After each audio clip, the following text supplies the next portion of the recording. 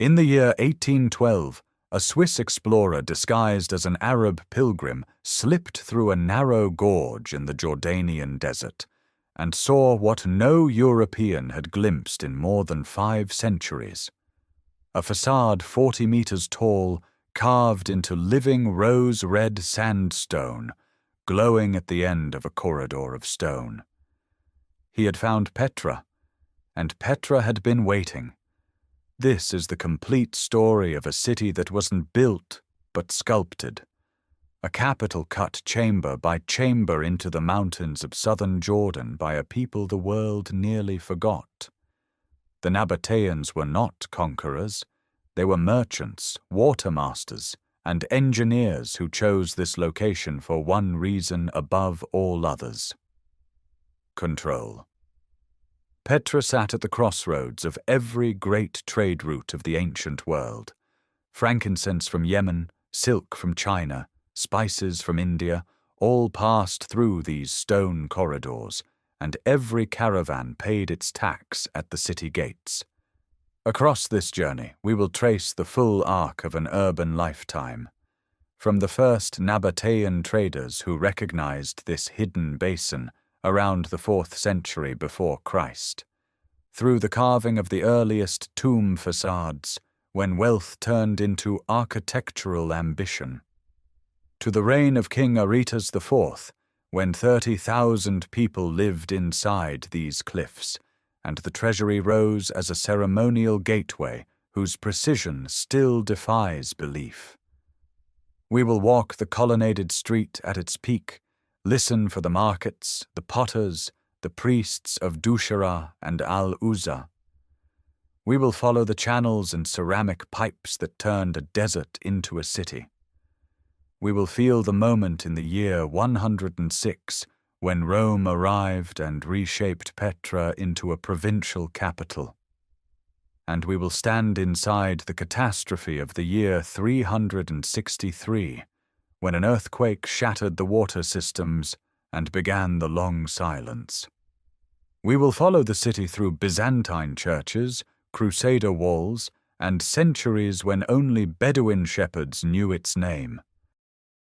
And we will return to the moment of rediscovery, to the archaeologists, to the recognition by the world, to the platform structures still being uncovered beneath the sand.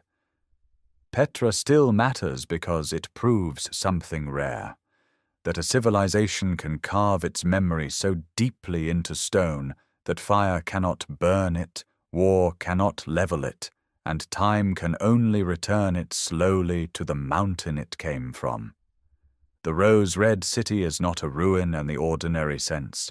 It is a record written into rock of how human ambition meets the earth itself. If you enjoy complete journeys through the cities that shaped history, subscribe so you do not miss what comes next. Each week we bring you the full story of a world built in stone, mortar, and human ambition. Let us step into the sick now and begin. The desert does not welcome cities. It offers no rivers to carry trade, no forests for timber, no soil deep enough to feed thousands. Yet here, in the southwestern corner of what is now Jordan, a narrow canyon cuts through mountains of sandstone that rise in waves of rose, amber, and blood red. The Sikh, barely wide enough for 2 camels to pass, winds for more than a kilometer through stone walls that climb 200 meters overhead. At its end, where the corridor opens into a hidden basin surrounded by cliffs, the Nabataeans saw what others had missed. Not a place to farm, but a place to control. By the 4th century before the Common Era, these Arab traders had moved from nomadic caravans to permanent settlement. They chose this location not for what it offered, but for what it commanded. Every caravan traveling between Arabia Felix in the south, where frankincense and myrrh grew in the mountains of Yemen, and the Mediterranean ports of Gaza had to pass through this region. Routes from Damascus descended from the north. Paths from Egypt approached from the west. The Nabataeans positioned themselves at the intersection and built their wealth on a simple principle. Safe passage costs money. But wealth alone does not explain Petra. The basin offered something rarer than gold: defensibility. Attackers approaching through the sick moved in single file between walls so high that sunlight reached the canyon floor for only hours each day. A handful of defenders could hold the passage against hundreds. When the Seleucid general Athenaeus attempted to seize Petra in 312 before the Common Era, the Nabataeans retreated into the mountains with their goods and returned to find the invaders gone, defeated by geography itself. Water presented the greater challenge. Rainfall in this region averages less than 15 centimeters annually, concentrated in violent winter storms that turn dry wadis into torrents within minutes. The Nabataeans responded not by abandoning the site, but by engineering it. They carved channels into cliff faces to capture runoff before it vanished into sand. They embedded ceramic pipes into living rock, creating conduits that followed the natural contours of stone. They excavated cisterns beneath the basin floor, chambers that could hold thousands of liters through the long, dry months. What appeared to be barren desert concealed a hydraulic system sophisticated enough to sustain a city. The earliest structures were simple: chambers carved directly into the soft Nubian sandstone that forms these mountains. The stone itself dictated the architecture. Too soft to quarry as building blocks, too prone to erosion to leave exposed, it could only be carved in place, working from the top down, removing stone to create space rather than assembling walls from cut blocks. The Nabataeans turned limitation into advantage. They carved facades that appeared to grow from the mountain itself, architecture that could not collapse because it had never been built, only revealed. By the 1st century before the Common Era, as caravans brought not just goods, but ideas from Egypt, Greece, Mesopotamia, and Persia, Petra began to transform from settlement into capital. The first monumental tomb facades appeared along the approach routes, announcements carved in stone that this was no longer a merchant camp, but a city of ambition.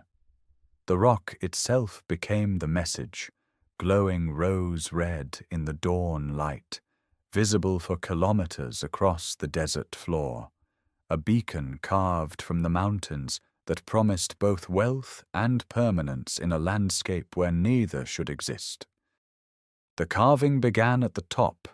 Nabataean stone workers climbed scaffolds of cedar and rope to the highest reach of a chosen cliff, then cut downward, removing the mountain in measured layers.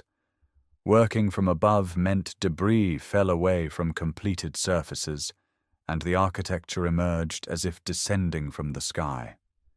Pediments came first, then capitals, then columns, then doorways, until the facade stood revealed at ground level, untouched by error and unmarked by the ladders that had shaped it.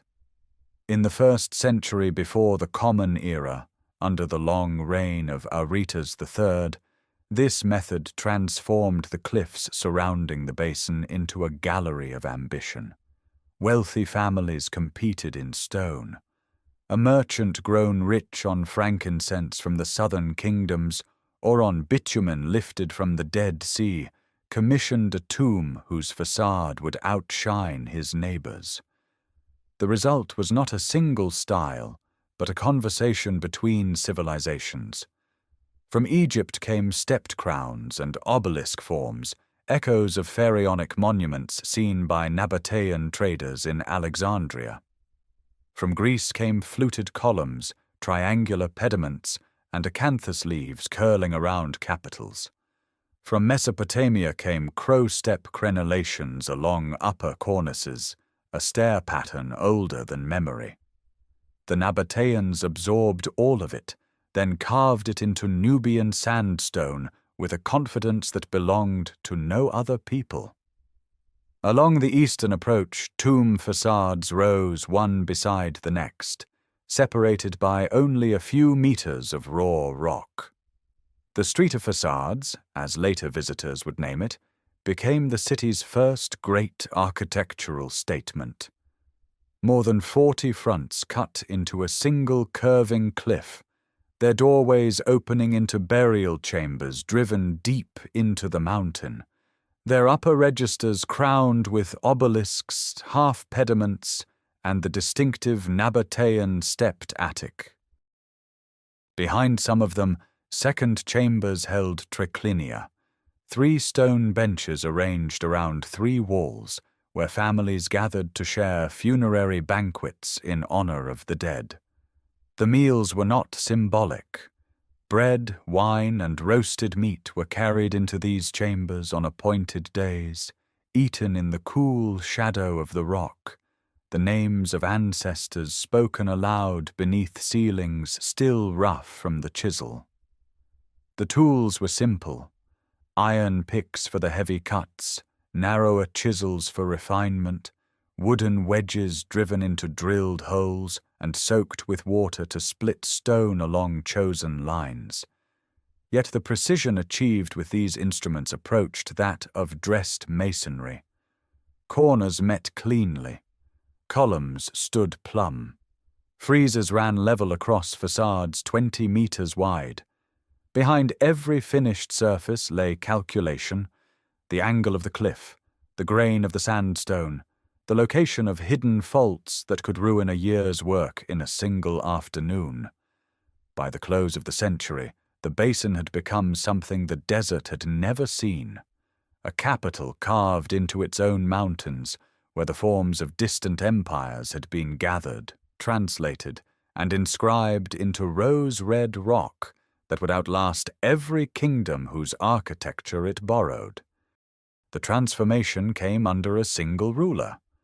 Aretas IV, who took power in the year 9 before the Common Era, inherited a wealthy trading state and left behind a city that would define Nabataean civilization at its peak.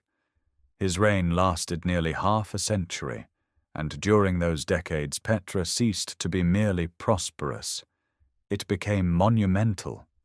The treasury stands as his era's signature achievement.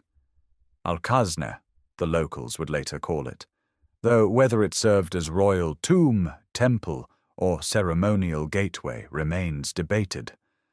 What cannot be disputed is its scale and precision.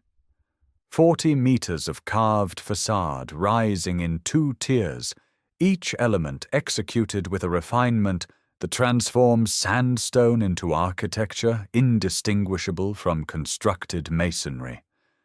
6 Corinthian columns support the lower level, their capitals blooming with acanthus leaves carved so deeply that shadows pool in the stone foliage.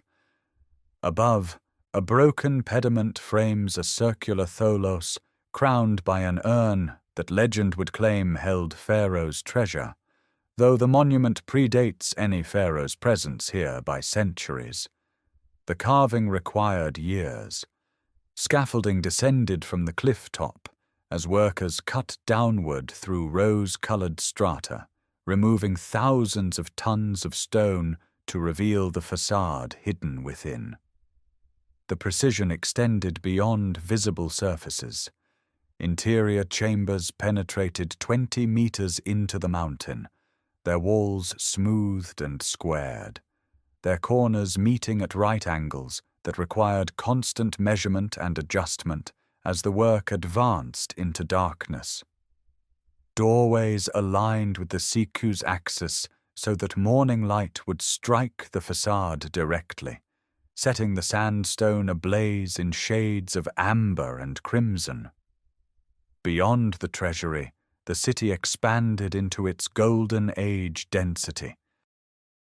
The theatre carved into the eastern cliff could seat 4,000 on stone benches cut directly from the mountainside, its stage building once adorned with columns and statuary that have since collapsed into rubble. The great temple complex rose on the southern terrace, its lower temenos paved in hexagonal stones, its columns topped with capitals carved as elephant heads, a motif borrowed from Ptolemaic Egypt and translated into Nabataean stone. The Qasr al-Bint, the palace of the daughter, stood as the city's only major freestanding temple, its walls built of dressed sandstone blocks rather than carved from living rock, its interior once sheathed in marble and stucco that have long since weathered away. Population estimates for this period reach 30,000 souls.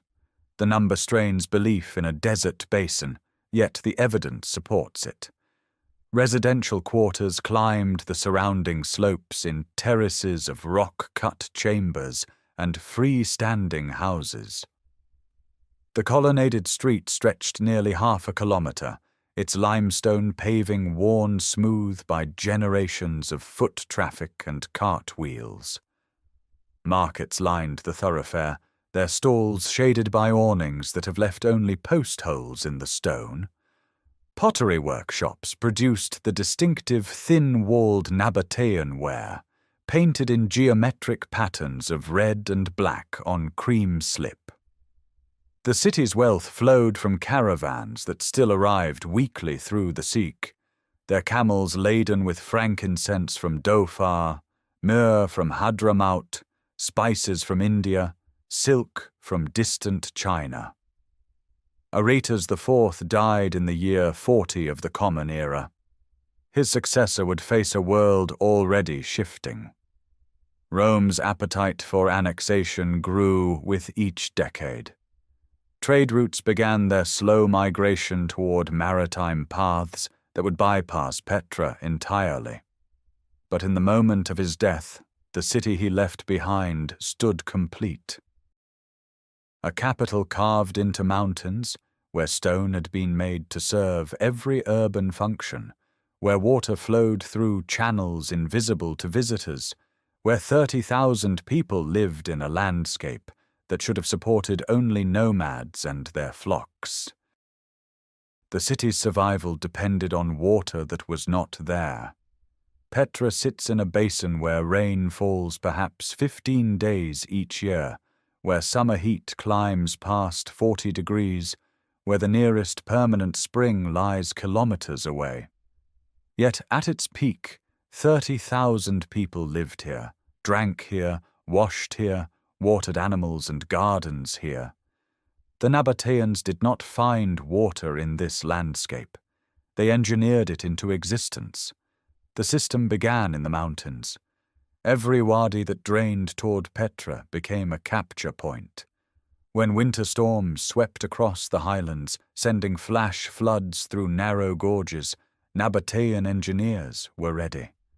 Dams built from dressed stone blocks rose across wadi mouths, slowing the torrent, forcing sediment to settle, directing cleaner water into channels carved along cliff faces. The main dam at Wadi Musa, 2 kilometers east of the city, stood over 10 meters high. Behind it, a reservoir held enough water to supply the city for months.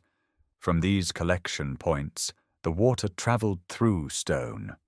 Channels no wider than a forearm ran along vertical cliff faces, following gradients so precise that water flowed without stagnation or overflow. The Nabataeans calculated fall rates in fractions of degrees, carving channels that dropped exactly enough to maintain flow, but not so much that velocity would erode the stone. Where channels crossed open ground, ceramic pipes took over, each section fitted to the next with mortar seals, the entire line buried to prevent evaporation and contamination. The Sikh itself became part of the hydraulic system. Along both walls of the gorge, channels ran the full kilometre from entrance to treasury, carrying water from eastern springs directly into the city center. These channels were not afterthoughts carved into existing walls. They were planned from the beginning, integrated into the Sikhu's function as both ceremonial entrance and infrastructure corridor. Visitors walking towards the treasury passed beneath water flowing overhead, invisible in its channels, present only as a whisper of movement in stone. Inside the city, the water descended into cisterns. Over 200 have been identified, carved into bedrock beneath streets and buildings, some large enough to hold hundreds of cubic meters. These were not simple holes. Each cistern featured settling chambers where suspended particles dropped out, overflow channels that prevented flooding, and access shafts sealed with stone covers. The largest cisterns served public fountains. Smaller ones supplied individual households or commercial workshops. The system was redundant by design. If one cistern failed or ran dry, others compensated. The nymphaeum on the colonnaded street showed what this engineering made possible. A monumental fountain building, its facade rose in 2 stories of carved niches where water once cascaded from basin to basin, each level feeding the next, the sound of falling water announcing abundance in a desert city. The structure required constant flow, constant pressure, constant maintenance. It existed not because Petra had water, but because Nabataean engineers refused to accept that it did not. The system's sophistication appeared in details. Ceramic pipes were not uniform cylinders, but tapered sections that created pressure differentials, pushing water uphill where necessary. Channels included inspection ports where workers could clear blockages without dismantling entire sections. Settling basins used the weight of sediment itself to create self-cleaning flows. The Nabataeans understood hydraulics not as theory, but as practiced necessity, learned over generations of trial, failure, and refinement. Yet the system had a vulnerability that no engineering could eliminate. Flash floods in desert wadis arrive without warning, carrying not just water but boulders, trees, debris that can destroy anything in their path. The Nabataeans built diversion channels to route floods away from inhabited areas, but these could be overwhelmed. Evidence of flood damage appears throughout Petra, in channels scoured clean of their ceramic linings, in cisterns filled with sediment, in sections of the Sikh, where walls show the high water marks of catastrophic flows. The water system was not static. Each generation added channels, expanded cisterns, refined collection methods. By the 1st century of the Common Era, Petra's hydraulic infrastructure represented 2 centuries of accumulated knowledge, a network so extensive that modern archaeologists are still mapping its full extent. The city that should not have existed had made itself possible, drop by captured drop, through stone that would outlast the civilization that carved it. The water made the city possible, the streets made it visible. By the 1st century of the Common Era, Petra had grown beyond its carved tombs and hidden cisterns into something that announced itself, a civic center where limestone paving replaced packed earth, where columns rose in ordered rows, where the architecture of empire met the traditions of the desert. The colonnaded street ran east to west through the heart of the lower city, a boulevard nearly 6 meters wide, paved in pale limestone that caught the morning sun. On both sides, columns of sandstone stood at regular intervals, their capitals carved in simplified Nabataean style, less ornate than the treasury's Corinthian flourishes, more functional, designed to support wooden roofs that shaded the shops and administrative buildings lining the street. The columns that remain today stand isolated, their roofs long collapsed, but the bases still mark the rhythm of a planned urban space where 30,000 people conducted the business of living. The street began at the Nymphaeum, a public fountain built in the Roman style, but fed by Nabataean channels. Water flowed from carved spouts into a semicircular basin, the sound of running water a constant reminder of the engineering that made this gathering place possible. Around the fountain, the city's social geography became visible. Merchants arriving through the Siq would have passed the fountain first, a signal that they had entered not wilderness, but civilization, a place where water was abundant enough to be displayed. Beyond the fountain, the street opened into the commercial heart of Petra. Shops occupied ground-floor spaces beneath the colonnade, their doorways marked by stone thresholds worn smooth by centuries of foot traffic. Archaeological excavation has revealed the layout: small rectangular rooms, typically 4 meters deep, with stone counters near the entrance where goods were displayed. The shops sold what the caravans brought: frankincense from the Hadramaut, myrrh from Somalia, pepper from India, silk from routes that stretched to China. But they also sold local products: the distinctive Nabataean pottery, thin-walled vessels painted with delicate floral patterns in red and black, copper vessels hammered in workshops near the city, textiles woven from wool and linen, oil lamps molded in clay, glass beads and small figurines. The potters worked in quarters beyond the main street, where kilns have been found still containing the last firing's ash. Nabataean pottery was not merely functional. The painted ware, eggshell-thin bowls and cups decorated with stylized leaves and geometric patterns represented a craft tradition that had evolved over centuries. The clay came from deposits in the surrounding wadis, refined and levigated to remove impurities, then thrown on wheels and fired at temperatures high enough to vitrify the surface. The result was pottery light enough to carry on long journeys, but strong enough to survive them, a product that moved along the same trade routes as the spices and incense. The street led to the city's religious center. The Qasr al-Bint, the palace of the daughter, stands at the western end of the colonnaded street, one of the few free-standing structures in Petra. Unlike the carved tombs and facades, this temple was built, its walls rising from foundations of dressed sandstone blocks, its interior once covered in marble panels and painted stucco. The temple faced east, toward the rising sun and the approaching caravans, its facade decorated with engaged columns and a grand staircase that lifted worshippers above street level. Inside, the temple served the Nabataean gods. Dushara, the supreme deity, represented as an uncarved block of stone, a betel, stood in the inner sanctuary.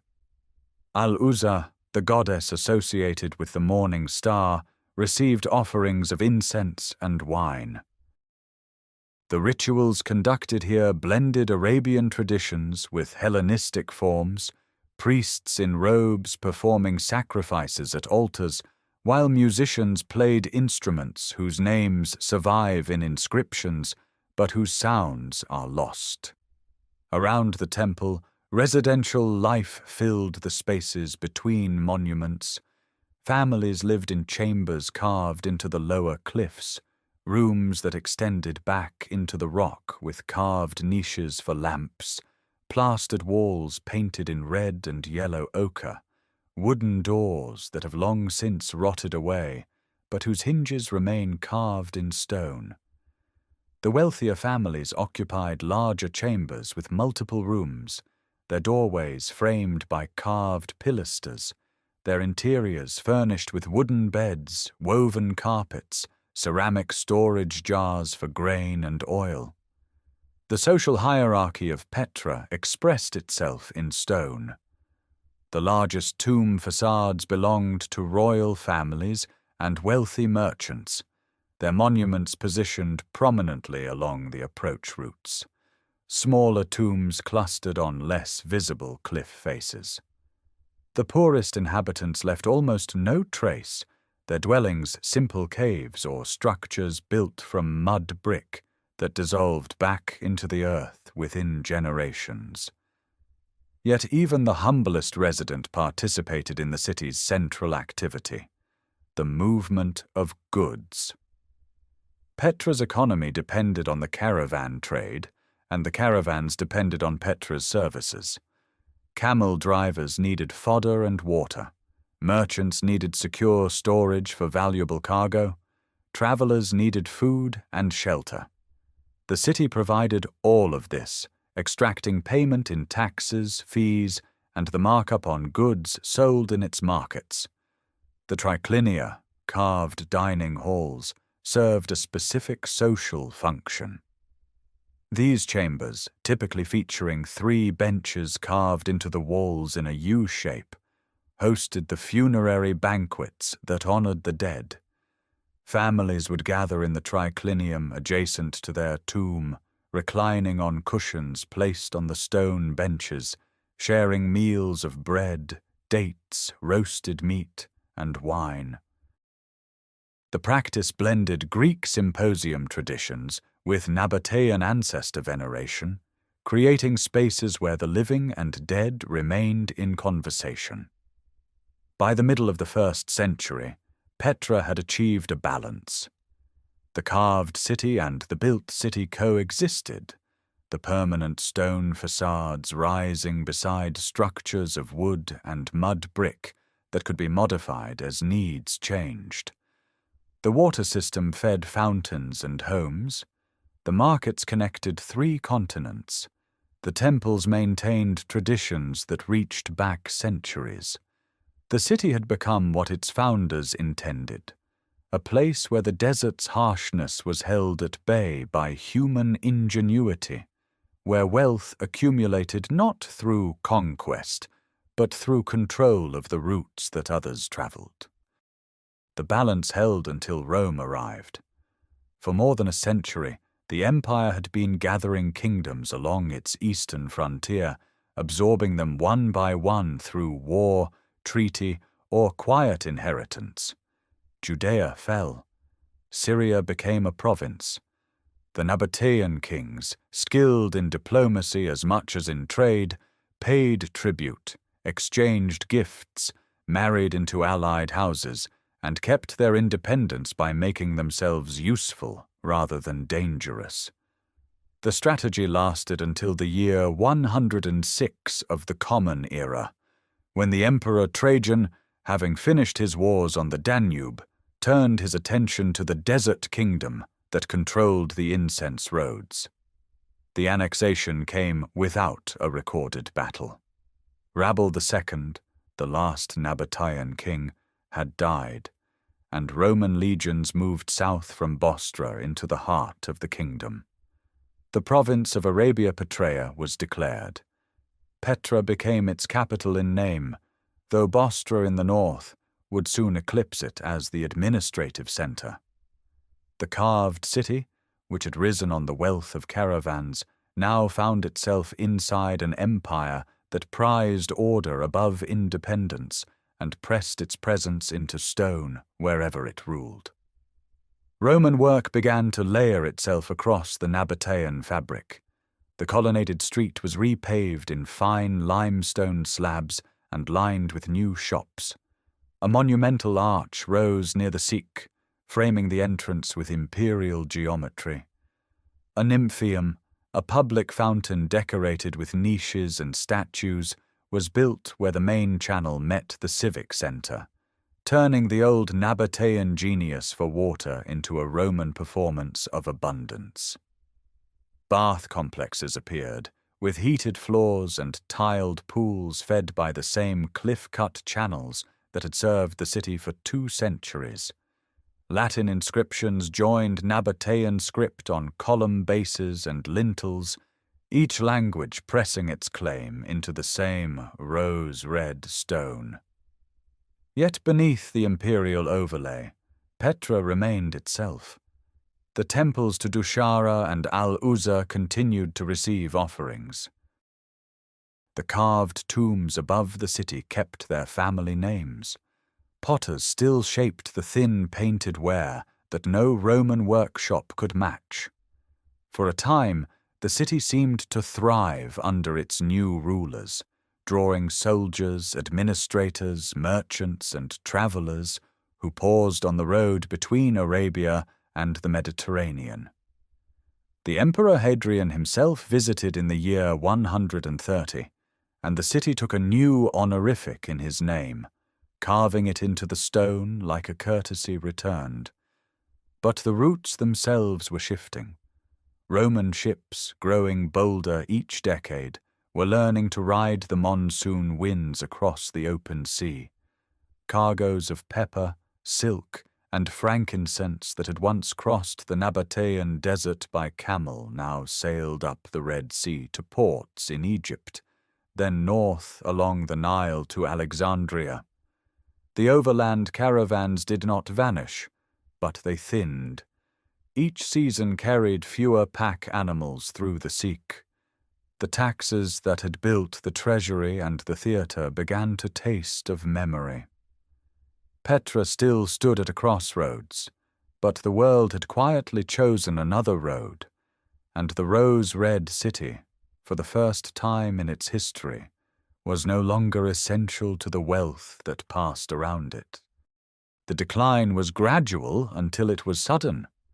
Through the 2nd and 3rd centuries, Petra adapted. The colonnaded street still saw merchants, though fewer. The temples still received offerings, though the gods now shared space with Roman Jupiter and Arabian Al-Uzza in uneasy coexistence. Families still carved tombs into the cliffs, though the facades grew simpler, less ambitious.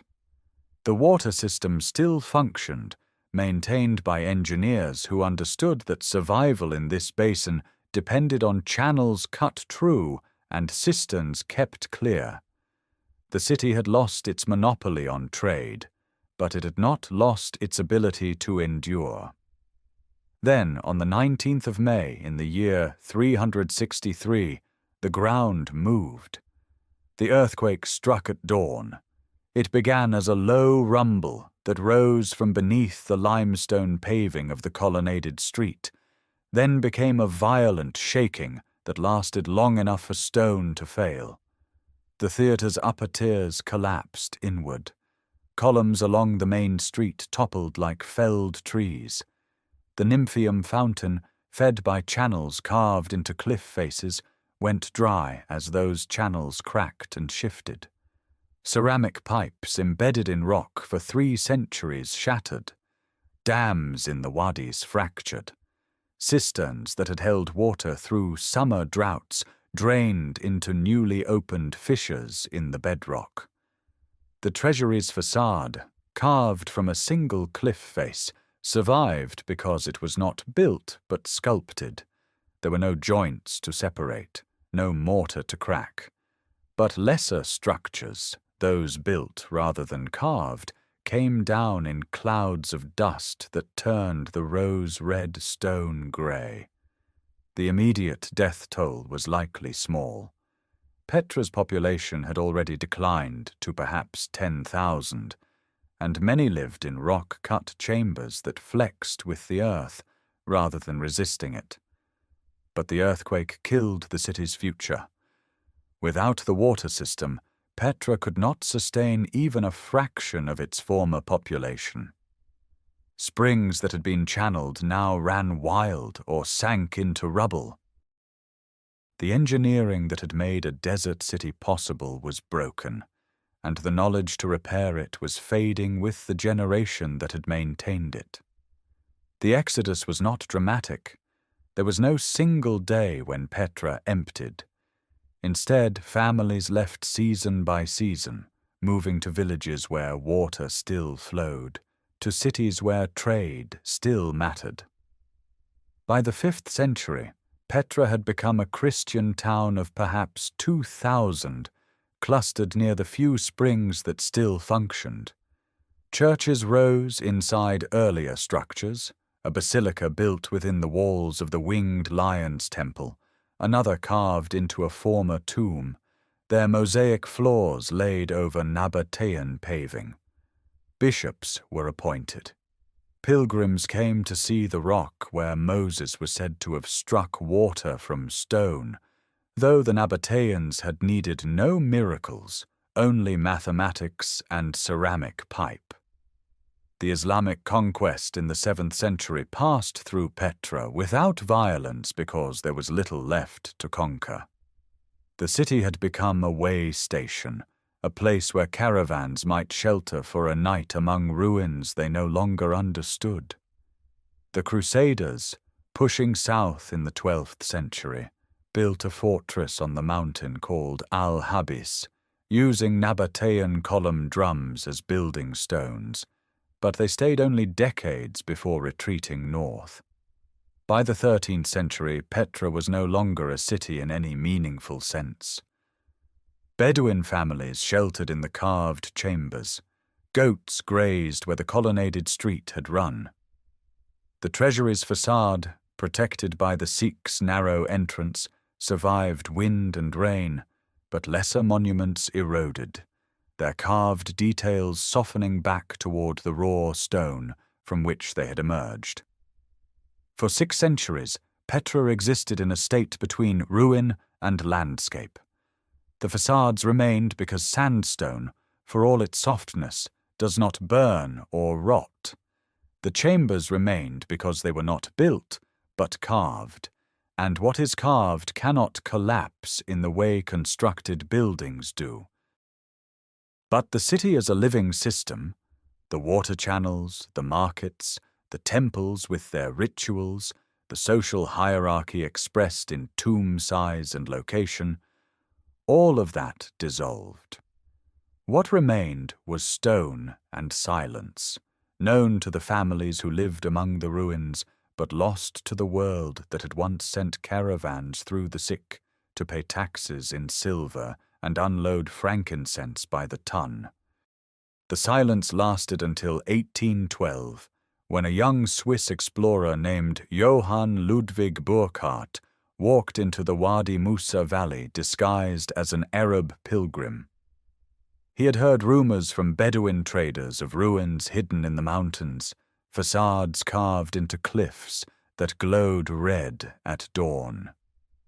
The Ottoman authorities who controlled the region were suspicious of Europeans, so Burckhardt traveled under the name Sheikh Ibrahim, speaking Arabic, wearing local dress, claiming he wished to sacrifice a goat at the tomb of Aaron on the mountain above the valley.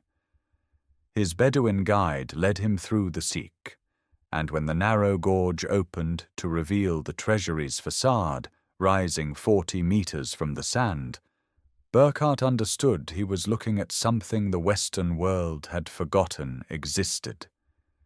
He sketched quickly, took notes in a private journal, and left before his disguise could fail. His account, published after his death in 1817, brought Petra back into history. The explorers came in waves after that. British naval officers, French archaeologists, American painters, German surveyors, all making the difficult journey through Ottoman territory to stand before the carved facades and try to understand what they were seeing. The treasury became the icon, reproduced in engravings and early photographs, but the true scale of Petra only revealed itself slowly. The street of facades with its rows of tombs, the theatre carved into the hillside, the colonnaded street buried under centuries of flood debris, the monastery on the high plateau, reached by 800 rock-cut steps. Each expedition mapped more, documented more, argued over dates and functions and the identity of the people who had built, or rather carved, this city. The archaeology began in earnest in the 1920s. Excavations cleared the colonnaded street, revealing limestone paving and column bases. They uncovered the great temple complex with its elephant-headed capitals. They found pottery workshops, residential quarters, water channels still functional after 2,000 years. They traced the hydraulic system through the surrounding wadis, counting cisterns and dams, and calculating the engineering knowledge required to make a desert city survive. They excavated Byzantine churches with mosaic floors laid inside earlier Nabataean tombs, evidence of how the city had transformed and contracted over centuries. They found Nabataean inscriptions in an alphabet derived from Aramaic, dedicating temples to Dushara and Al-Uzza, recording the names of kings and the dates of construction. Slowly, the Nabataeans emerged from obscurity, not a lost civilization, but a documented kingdom with a written language, a distinctive pottery style, a religious system, and an architectural tradition that fused influences from Egypt, Greece, Mesopotamia, and Arabia into something entirely their own. The modern transformation came in stages. Jordan gained independence in 1946. Petra became a national symbol, its image appearing on currency and stamps. The Bedouin families who had lived among the ruins for centuries were gradually relocated to a nearby settlement, a process completed only in the 1980s amid controversy over displacement and cultural loss. UNESCO designated Petra a World Heritage Site in 1985, recognizing both its archaeological significance and the urgent need for conservation. In 2007, a global poll named Petra one of the new 7 wonders of the world, and tourism surged past 1 million visitors annually. The challenges now are different, but no less serious than those the Nabataeans faced. The soft sandstone that made carving possible also makes preservation difficult. Water still threatens, not scarcity now, but flash floods that tear through the seek and undermine foundations. Tourism erodes steps and polishes surfaces. Vibrations from vehicles and foot traffic accelerate the natural weathering that has been softening carved details for 2 millennia. Conservators work to stabilize facades, redirect water flow, and limit access to the most fragile structures, trying to balance preservation with the economic reality that tourism sustains the region. What remains is a city that exists in multiple states simultaneously. It is an archaeological site where excavation continues to reveal new structures. In 2016, satellite imagery identified a massive ceremonial platform buried beneath the city center, its purpose still unknown. It is a UNESCO heritage site with conservation protocols and visitor management systems. It is a symbol of Jordan's history and a driver of its economy.